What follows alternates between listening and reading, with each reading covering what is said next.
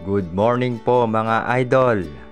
Tayo po ay magre-repair ng rep na ang brand ay Panasonic mga idol.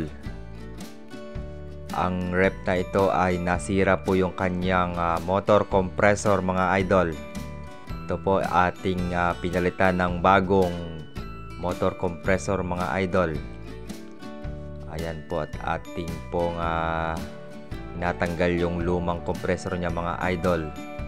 At papalitan po natin ng bago. Ito po yung bago mga idol.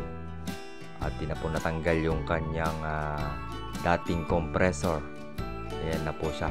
Natanggal na po siya. At ipipix natin yung kanyang bagong palit na motor compressor para po magamit ni customer. At bago pa po yung kanyang rep mga idol. Nasira po yung kanyang motor dahil sa lugar nila na pinagdala ng rep ay low voltage po mga idol.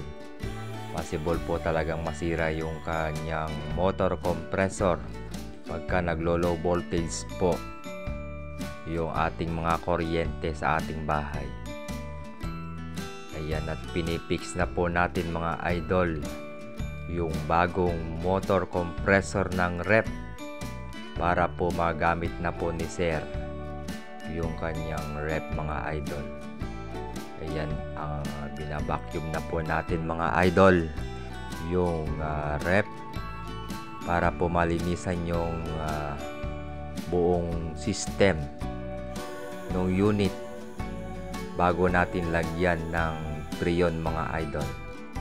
Linisin muna natin o i-vacuum or flushing natin yung unit para po hindi po magka-problema yung ating ginagawang rep mga idol. Ito naman po ay kinakargahan na po natin ng freon mga idol. Natapos na po natin na i-vacuum. Ayan po, ginagamitan po natin ng gauge at ng clamp tester mga idol para hindi po tayo ma-overcharge yung pagkarga ng freon. Ayan po yung rep mga idol, napakaganda.